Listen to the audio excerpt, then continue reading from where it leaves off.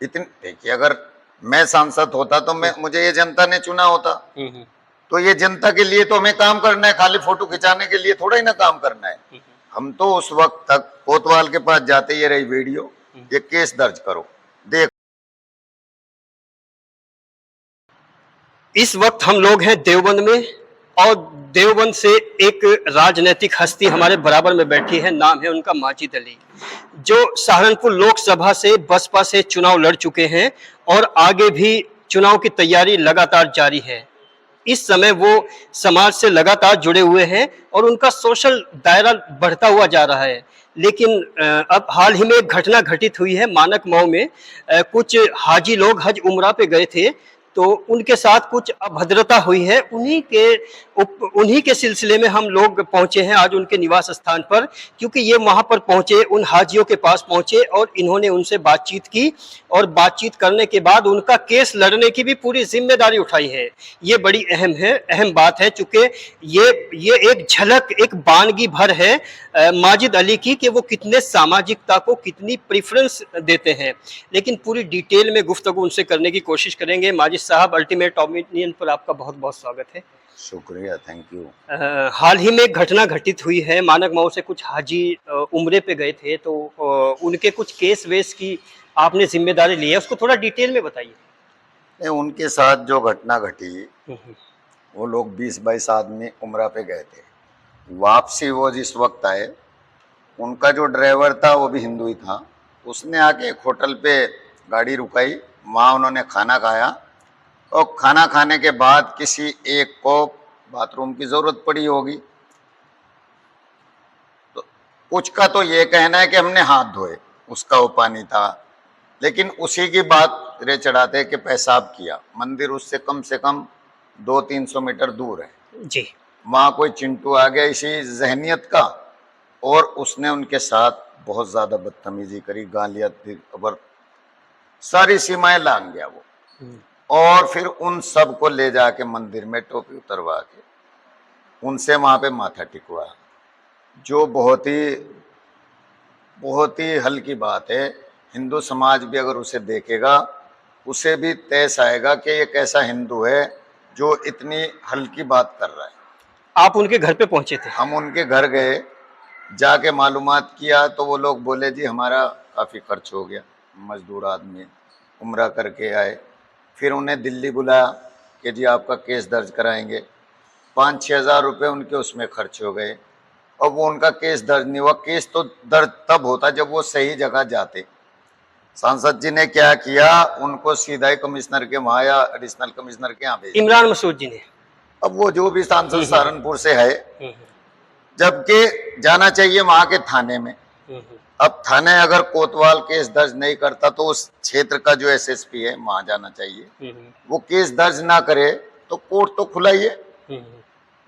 तो वो लोग बोले जी हम अभी सोच रहे हैं। मैंने कहा आपका जो खर्च है वो हम उठाएंगे, आप हमारे साथ चलिए, आपका केस भी दर्ज होगा इंशाल्लाह, और आपको इंसाफ मिलेगा। अच्छा, उन लोगों ने क्या बताया? जैसे जो सांसद जी ने जो भी सपोर्ट करने की कोशिश की है, वो डायरेक्ट वे में किया या इनडायरेक्ट वे में सपोर्ट किया उनको? बस वो तो खाली फोटो खिंचवाने तक सीमित किया उसने। भाई फोटो खिंच गए, सहारनपुर के सांसद जी ने फोटो खिंचवा लिए, और मेरी वाह हो जाएगी जिले में, भाई इतने तक ही सीमित है वो तो। इससे आगे कुछ उसके नहीं, आगे तो वो करते ही नहीं भाई। उससे आगे वो लोग करते, 75 साल हो गए, तो इन मुसलमानों की ऐसी हालत थोड़ा ही होती है। वो टोपी उतार के जेब में थोड़ा ही डालता। लेकिन मुस्लिम तो आज भी हिम्मत होती, अगर उनको सही गाइड किया होता, सही विधायक एमपी बने होते हमारी तरह के, तो उनमें ये जज्बा ताकत होती कि नहीं, कानून है। वो 100 नंबर पे फोन करते और पुलिस को बुलाते कि हमारे साथ बदतमीजी कर रहे।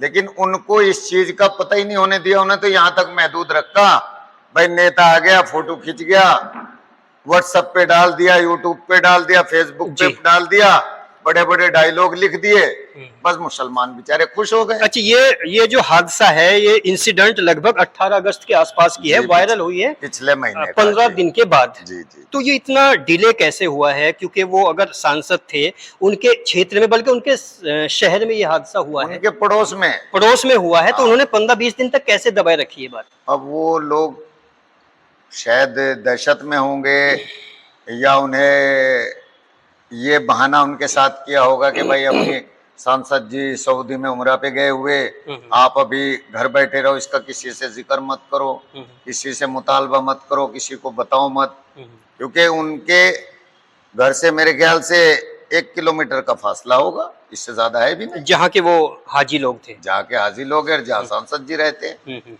तो शायद उन्होंने इसलिए उनको दबा के रखा, किसी से जिक्र मत करना। अब जैसे इन्हें पता चला सांसद जी आ रहे हैं, तो ये इनको यहाँ से दिल्ली भेज दिया गया। अब उनके गरीबों के 5-6 हजार रुपए कार वो वाले, पैसे भी उनके अपने लगे हैं हाँ उन्हीं के अपने या लगे। सांसद ने अपनी जेब से दिए? वो तो कभी उन्होंने सीखा ही नहीं, किसी मंदिर में, किसी मस्जिद में, किसी मदरसे में आज तक कोई 100 रुपए दिए हो तो बता दो। अच्छा, पूरे सहारनपुर का जो मुस्लिम तबका है उसमें फिर भी उनके प्रति एक अंधभक्ति है, इसकी वजह क्या लगती है आपको? वो तो जबकि वो मुस्लिम के वो शायद इसलिए हो के, देखो पहले कोई मुस्लिम नहीं था इस क्षेत्र में, और पब्लिक भी इतनी जागरूक नहीं थी, जैसे बता दिया उसी राह पे लोग चल दिए। अब काफी पब्लिक जागरूक है, हर चीज पे ध्यान लगाती है, देखती है। तो अब जनता को चाहिए कि हम वोट किस लिए देते, इसीलिए तो देते हैं कि अगर हमारे साथ कोई घटना घट जाए या हमारे साथ कोई नाइंसाफी हो, तो हमें उस क्षेत्र का विधायक या उस क्षेत्र का एमपी इंसाफ दिलाए। हमारे साथ कोई जुल्म ज्यादती अगर हो तो उसका हमें हमारा हक मिले, और जो हमारे साथ गलत कर रहा है उसको सजा दिलवाए। सपोज आप एमपी होते सहारनपुर के और ये हादसा, ये घटना होती, तो आप कैसे इमीडिएट एक्शन लेते? ये तो तुरंत केस दर्ज हो जाता, तब तक अरेस्ट होके जेल में जाते। इतनी देखिए, अगर मैं सांसद होता तो मुझे ये जनता ने चुना होता, तो ये जनता के लिए तो हमें काम करना है, खाली फोटो खिंचाने के लिए थोड़ा ही ना काम करना है। हम तो उस वक्त तक कोतवाल के पास जाते, ये रही वीडियो, ये केस दर्ज करो, देख लो, ये इसमें जांच की गुंजाइश ही नहीं है। एसएसपी फिर उस क्षेत्र का तुरंत केस दर्ज होता। अभी जो लोकसभा चुनाव आपने लड़ा था उसमें एक हार का भी सामना करना पड़ा है, तो वहाँ एनालिसिस जो आपने किया है, तो क्या लगता है आपको और आगे किस तरह की तैयारी है आपकी? नहीं, और अच्छे, देखो पब्लिक सर्वोपरि होती है, सर्वोपरि होती है पब्लिक। माथे पे जो भी उनका निर्णय है वो हम मानते हैं, लेकिन पब्लिक उसे अब पछता रही है कि यार हम तो सोचते थे कि ये कुछ करेगा, लेकिन यहाँ तो कुछ भी नहीं है। वहां एक ही चीज मिलेगी आपको, देखो जी मैंने लेटर लिख दिया गृह मंत्री को, मैंने लेटर लिख दिया विदेश मंत्री को, मैंने लेटर लिख दिया फाइनेंस मिनिस्टर को, आज मैं पीडब्ल्यूडी मिनिस्टर से मिल रहा, ये दे दी चिट्ठी। ये तो एक गुमराह करने वाली ये नीति होती है। पब्लिक को एक धोखा देने वाली बात है, गुमराह करने वाली, इससे थोड़ा ही कुछ होता है। नहीं, ये आप कैसे बोल सकते हैं कि वहां पर पॉलिसी ऐसे चलती है? पॉलिसी वो दिख रहा है, अभी वो आए उमरा से, तो आके उन्होंने क्या किया, देखो जी मैं एक लेटर, ये लेटर जारी किया, वो उस बात पे बोल रहे जीएसटी वाले मुद्दे पे। अब उस बंदे को यही पता नहीं कि 5 लाख पे 10 लाख पे जीएसटी लगती ही नहीं। वो बोल रहे हैं 5 लाख वाले व्यापारी, 10 लाख वाले व्यापारी, 20 लाख वाले व्यापारी बर्बाद हो जाएंगे। वो मेरे भाई, जब तुझे सांसद जी यही पता नहीं कि 40 लाख तक के जीएसटी लगती ही नहीं, जिसकी टर्नओवर साल में 40 लाख है उस पे 1 रुपया जीएसटी नहीं लगती, वो फेंक रहा है। क्यों? उसकी बात पे ताली बजाने वाले अंधभक्त बहुत है, जिन्हें पता ही नहीं कुछ दीन दुनिया का क्या है, चल क्या रहा है दुनिया में। अब हम तो जानकार है, हमें तो पता है कि 40 लाख तक के टर्नओवर पे कोई जीएसटी नहीं लगती, उसके ऊपर जीएसटी लगती है। तो वो उनको भी बोल रहे हैं 5 लाख वाले, 10 लाख वाले, 15 लाख वाले बर्बाद हो जाएंगे। देखो जी मैंने ये लेटर लिख दिया, ये फॉरेन मिनिस्टर को दे रहा है। ओ मेरे भाई, इससे क्या होना है, 5 लाख 20 लाख वाले तो फ्री है। तो खाली वो धोखा देना सहारनपुर वालों को कि देखो मैंने तुम्हारे लिए लेटर लिखा है, उससे कुछ नहीं होता। ये सब कहने की बातें। यहाँ मस्जिद शहीद हो गई सहारनपुर में, उस टाइम भी इन्होंने लंबे लंबे टोरे मारे हाँ की कि जी मस्जिद बन जाएगी। आज तक बताओ, सांसद इसीलिए तो जाता है सदन में, वो जाके पूछता मेरे क्षेत्र की मस्जिद क्यों शहीद की गई, उनका कसूर क्या है, मुसलमानों का क्या उन्हें इबादत करने का हक नहीं है, उनका अधिकार नहीं है? कोई मतलब नहीं है। अच्छा, उनको इस बात का पता है कि सहारनपुर का नाम बदल के शाहकुमरी रख दो, ये पता है उन्हें कि भाई हिंदू लोग खुश हो जाए, देखो भाई सहारनपुर के सांसद ने हमारी बात रखी। मुसलमान यहाँ का बेवकूफ है, उन्हें अपनी मांग का पता ही नहीं, उन्हें अपने अधिकारों का पता ही नहीं। मैं तो ये चाहता हूं वो जागरूक हो, उन्हें उनका अधिकार पता चले, कोई अगर उनके साथ बदतमीजी करे तो उसको वो सही से जवाब दे। रिएक्शन हो जाए। अभी हाल ही में हमने ग्राम पंचायतों में गांव में अलग अलग विजिट किए हैं। एक गांव नूनाबड़ी है जहां पर काफी लोगों ने कहा कि हमारे यहाँ एमपी ने कभी कोई विजिट नहीं किया, और अभी एक उमाही राजपूत गांव है उसमें भी। तो अगर मेरे माइंड में कई दिन से एक सवाल था, एक महीना हज उम्रा की बजाय अपनी कॉन्स्टिट्यूंसी के जरूरतमंद लोगों को दे दिया जाता तो इसमें क्या फर्क पड़ जाता? वो तो देखो, उस पे तो मैं ये नहीं, क्योंकि वो धार्मिक मामला है, किसी का निजी, उसमें किसकी क्या इच्छा है वो तो वो जाने। लेकिन पब्लिक का ख्याल रखना चाहिए। जिन लोगों ने चुना है उनको ये फख्र होना चाहिए कि हमारा सांसद है। वो मायूस नहीं होने चाहिए। जो उनके हाथ मायूसी लग रही है उनका कोई काम नहीं हो रहा है। नहीं, ये गुमराही, कोई सुनवाई नहीं हो रही। पुलिस, बिजली वाले हर गांव में छापे मार रहे हैं। जो हिंदुओं के गांव है उनमें बिजली वाले जाते ही नहीं, मुसलमानों के गांव में छापे मारते, क्योंकि उनको पता है इनके विधायक और एमपी बिल्कुल डरपोक है, ये कोई बात कह ही नहीं सकते, इनकी आवाज उठा ही नहीं सकते, ये हमें आके मिल ही नहीं सकते, इनको जितना लूटना है लूटो। बस उन्हें एक बात बताई दी जाती है, अगर कोई मुस्लिम जाता भी है, बीजेपी की सरकार है, घर चले जाओ। तो बेचारे सोचते यार आप बीजेपी, पता नहीं कौन सा तूफान होगा, चलो भाई घर बीजेपी की सरकार है। वो भाई बीजेपी की सरकार तो हायर हो सके आगे भी आ जाए, हमें क्या पता इस बात का। जब तक कि हमारे हिंदू भाई उसे हटाना नहीं चाहेंगे, वो कैसे हट जाएगी? हट ही नहीं सकती। जब हिंदू भाई चाहेंगे हमें सरकार बदलनी, तभी तो बदलेगी। तो हम ये कैसे जवाब दें? भाई बीजेपी की सरकार है तो उसमें भी आपका काम होता है, उसकी भी, उसमें भी बात सुनी जाती है। हाँ, हम लड़े, मैं ये कहूं जाके लड़ाई कर दो तो वो काम नहीं होगा, लड़ने से मसला हल नहीं होता। अपनी जद्दोजहद, अपना अधिकार मांगना चाहिए, तो वो इंशाल्लाह आपको मिलेगा, और लोगों को मिल रहा है। अधिकारी काम कर रहे हैं, जो काम होने लायक होते हैं, उसको कोई मना नहीं कर रहा है। मैं तो जितने भी काम के लिए गए, मुझे तो किसी ने मना नहीं किया अब तक भाई। अच्छा, मैं थोड़ा सा देवबंद पे भी बात करना चाहूंगा। देवबंद से मतलब वो जैसे जमीयत उलमा हिंद है, उसका एक कनेक्शन है देवबंद से, मतलब एक रूहानी सरजमी है। तो देवबंद का जो मुस्लिम है उसका जो एक मयार है जो होना चाहिए वो नहीं है। तो इसमें भी आप कुछ कर सकते हैं एजुकेशन को लेके, लोगों के सोशल मयार को लेके। अगर बाई चांस आप कभी जीतते भी हैं तो उसके लिए किस किस तरह के कदम उठा सकते हैं आप? देवबंद में जो मदरसा है उससे जो बच्चे फारिग होते हैं उनका तो माशाल्लाह बहुत ही बेहतरीन मियार होता है। आपने कभी उनका बड़ा हाई मुलाकात की है कभी? हाँ, उनका बड़ा हाई स्टैंडर्ड होता है। जो दारुल उलूम से फारिग है, कभी आप उनसे मिल के देखना, उनका बहुत हाई लेवल होता है। बड़े काबिल लोग बनते हैं जो मदरसे से फारिग होते हैं। लेकिन उसमें क्या है कि हमारे क्षेत्र के जो बच्चे हैं वो बहुत कम है। हाँ, वो दारुल में एडमिशन नहीं लेते। दारुल उलूम में वो एडमिशन नहीं लेते, या हमारे बच्चे वहां तक नहीं पहुंच पाते, ये भी हो सकता है। वरना उन्हें तो एडमिशन के लिए बैठे ही है।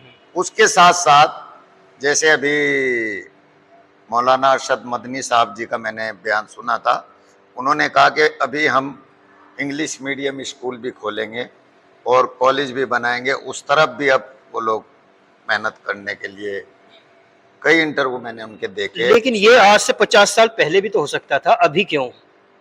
अब वो पहले नहीं हुआ। वो अगर पहले हो जाता तो हमारा और स्टैंडर्ड बढ़िया होता। अगर वो 50 साल पहले हो जाता, जैसे दारुल उलूम का बच्चा फारिग होके माशाल्लाह हर जगह उसका नाम है, अगर उसी मियार के कॉलेज और मेडिकल कॉलेज बना देते तो इनका देवबंद का और मियार बहुत हाई फाई हो जाता। यहाँ का जो आसपास का मुसलमान है वो इतना फायदा दारुल उलूम से नहीं उठा पाया जितना उठाना चाहिए था। अभी जैसे आपने जिक्र किया है कि बीजेपी सरकार है, आम मुसलमान से हम भी मुलाकात करते हैं, मिलते हैं, तो इतना खौफ आम मुसलमान के अंदर हुआ है सिस्टम को लेके, हर एक चीज को लेके, इसके पीछे क्या फैक्टर्स काम करते हैं? देखो, जो सरकार बनती है वो अपनी आइडियोलॉजी पे चलती है, तो उनकी आइडियोलॉजी जो है बीजेपी की वो अलग है और हमारी मुसलमानों की अलग है। क्रिश्चियन के, मुसलमान के वो थोड़ी खिलाफ है, पहले से ही है, अभी से नहीं है। लेकिन उसके साथ साथ अगर हमारे लोग अपने हक अधिकार के लिए संघर्ष करे, तो ऐसा नहीं है कि वो हमारी बात ना सुने, सुनेंगे। लड़ने से हम कभी नहीं जीत सकते, हमें उनके साथ संघर्ष करना पड़ेगा, अपनी बात मनवानी पड़ेगी। मनवानी कैसे पड़ेगी? जिद करके मनवानी पड़ेगी। हम गलत काम तो कोई कर नहीं रहे, सही काम कर रहे हैं। सही काम हमारा होना ही चाहिए, अगर नहीं होना चाहिए तो हम लोग उसके लिए संघर्ष करें, धरने पे बैठे, ताकि वो पूरे भारत के लोगों को, मीडिया को, दुनिया को पता चलना चाहिए कि हमारी कोई बात नहीं सुन रहे, तभी तो वो आपकी बात सुनेंगे। और अगर हम सबको ये डरा के भेजते रहेंगे बीजेपी की सरकार है, घर चले जाओ, तो फिर क्यों कोई काम करेगा? कोई योजना चल रही, वो तो सभी को मिल रही, वो तो किसी एक के लिए नहीं है। लेकिन भेदभाव है, मैं उससे मना नहीं करता कि नहीं है। वो जो भेदभाव है उसे खत्म करने के लिए हम लोग चुनाव लड़ते हैं, उसी से मुकाबला करने के लिए हम लोग विधायक की चुनाव लड़ने में जाते हैं, एमपी का चुनाव लड़ने में जाते हैं कि अगर हम जीत जाएंगे तो अपने लोगों में जो ये दहशत है, ये डर है, इसको कम करने की कोशिश करेंगे और इनका काम कराने की कोशिश करेंगे। हमारे लोगों का काम ही क्या है बताओ? सप्लायर ये नहीं है, कहीं ठेकेदार ये नहीं है, इनकी तो आम जिंदगी है। सरकार से इन्हें क्या मिल रहा है? पुल ये नहीं बना रहे, रोड ये नहीं बना रहे, कोई गवर्नमेंट में बड़े ठेके इनके पास नहीं है। इनका काम कितना है? बिजली का, या जैसे कोई हज उम्रा से आ रहा है उसके साथ कोई बदतमीजी ना हो, कोई अपनी नौकरी कर रहा है उसको सताया ना जा। जैसे एक और छुटमलपुर का केस हुआ था, वहां भी सबने फोटो खिंचवा के और उसको, यानी अमूमन फोटोग्राफी का शौक ज्यादा है, हाँ, प्रैक्टिकली कम चल रहा है। फोटो खिंचवा के उसके हाल पे छोड़ दिया गया। अब जनता ने जिन लोगों को चुना है उनकी ये जिम्मेदारी बनती है, ड्यूटी बनती है कि वो उस केस को आखिर तक लड़े और उनको इंसाफ दिलवाए। और अगर वो उस केस को नहीं लड़ते, उनको इंसाफ नहीं दिलवाते, तो ये जनता को चाहिए कि भाई ऐसे विधायक, ऐसे सांसद को ना चुने जो इनकी लड़ाई नहीं लड़ सकता। ये भी अगर बदलाव करेंगे तभी लोगों को इंसाफ मिलेगा, और अगर ये बदलाव नहीं करेंगे तो जैसे सरकार नहीं सुनती, ऐसे ये विधायक एमपी भी नहीं सुनते किसी की। जी, चलते चलते बिल्कुल लास्ट सवाल, सियासत में आने से पहले के माजिद अली और सियासत के बाद के माजिद अली, दोनों में क्या डिफरेंस है? ये डिफरेंट है कि पहले मैं सिर्फ अपना बिजनेस करता था, अपने छोटे से गांव से निकल के बाहर गया, बिजनेस किया, दुनिया देखी, तो मुझे सभी लोग अच्छे दिखाई देते थे। लेकिन जमीन पे आके यहाँ देखा है कि बहुत ज्यादा यहाँ काम की जरूरत है, बहुत ज्यादा लोगों को उनकी जो अपनी भावना है, उनके जो अपने काम है वो नहीं हो रहे। तो हम कोशिश कर रहे हैं कि उस दुनिया को छोड़ के इन लोगों के साथ जुड़ के, वो तो हमने अपने लिए कर लिया, अल्लाह ने हमें इस लायक बना दिया कि हमें कोई दिक्कत नहीं, हम अच्छी रोटी खा रहे हैं। अब हमें इस जनता के लिए काम करना है, मेहनत करनी है, इनको ये हक अधिकार दिलाने जिससे इनके अंदर जो डर है, दहशत है, वो निकले और इन्हें ये पता चल जाए कि ये हमारा हक अधिकार है, इसके लिए हम लड़ेंगे, डटेंगे और पीछे नहीं हटने के। ये नहीं है कि किसी ने आके धमकाया, टोपी उतार, जेब में डाल, माथा टेक, वो भावना उनके अंदर खत्म हो जाए। उन्हें ये रहे हम इस देश के वासी है, इस देश के बासिंदे, जितना हक इनका है उतना ही हमारा है, हमारे पे जोर जबरदस्ती नहीं कर सकते। संविधान ने वही हक इन्हें दिया है, वही हक हमें दिया है। देश को आजादी दिलाने में जितना हक इनका था उतना ही हमारा है, हम कहीं इनसे कम नहीं है। किसी जगह भी मुसलमान अपने आप को कम ना के ना कम समझे, हाँ उसके लिए संघर्ष करे, अपने बच्चों को पढ़ाए लिखाए, अपने अधिकारों के लिए जागरूक बने। जी, जितने जागरूक बनेंगे उतना इनको इंसाफ मिलेगा। और अगर ये तोते बने रहेंगे कि भाई मैं तो उसका तोता हूं, मैं उसका तोता हूं, तो इन्हें कुछ नहीं मिलने का। माजिद भी अगर गलती करे, माजिद भी अगर इनको इंसाफ ना दिला सके, तो माजिद का भी विरोध करो। और अगर माजिद इनके लिए लड़ सकता है, खड़ा हो सकता है, तो उसका सहयोग करो। और अगर आप इनके लिए लड़ सकते तो आपका सहयोग करें, और अगर आप नहीं लड़ सकते तो आपका विरोध करें। जब तक कि ये इस बात को नहीं पकड़ेंगे, इन्हें कोई इंसाफ नहीं मिलने का। ये उम्मीद क्या करते हैं कि राहुल गांधी आएगा तो इन्हें बड़ा इंसाफ मिल जाएगा, या दूसरी पार्टी आएगी वो इन्हें इंसाफ मिल जाएगा। 70 साल से राहुल गांधी भी था, अखिलेश जी भी थे, बहन जी भी थी, लोकदल भी था, सब पार्टियां थी। इनकी जिंदगी में कोई फर्क नहीं आया। इनकी जिंदगी में तभी फर्क आएगा जब ये अपने बीच के अच्छे आदमी को चुनेंगे, पार्टी को छोड़ के। जो इनकी आवाज उठा सके, इनकी आवाज बन सके, इनको इंसाफ दिला सके। जब मुसलमान को कुछ मिलेगा, अगर ये पार्टियों के पीछे फिरेंगे कि ये पार्टी अच्छी, ये पार्टी अच्छी, तो इन्हें कुछ नहीं मिलना। कहते हैं कि जब रहनुमाई नौजवानों को मिसगाइड करने लगे, गुमराह करने लगे, तो उसमें सिस्टम में एक बदलाव की दरकार होती है, एक बदलाव की जरूरत होती है। हालांकि माजिद अली हैं जो आज मौका अल्टीमेट ओपिनियन को उनसे इंटरव्यू करने का मिला है, उनका जोश, जज्बा, सामाजिकता, खास तौर से यहाँ के दबे कुचले लोगों के लिए कुछ बेहतर करने की सलाहियतें और उनकी जो कैपेबिलिटी है वो बताती है कि वो कुछ बेहतर करने की सोच रखते हैं। जो अहम बात उन्होंने बताई है कि बदलाव इतना ज़रूरी है, बदलाव के बगैर ज़िंदगी में अमन नहीं आ सकता, खुशहाली नहीं आ सकती और कुछ पुरानी चीज़ों को बदलना बेहद ज़रूरी होता है। बाकी का बदलाव जनता और सहारनपुर के लोग किस तरह से देखते हैं, वो माजिद अली साहब के इस इंटरव्यू के ज़रिए जो उन्होंने बताया है, जो पैगाम दिया है, जो मैसेज दिया है, उसको किस नज़रिए से वो एक्सेप्ट करते हैं, ये तो कमेंट सेक्शन में हमें मालूम होगा। तब तक के लिए देखते रहिए अल्टीमेट ओपिनियन।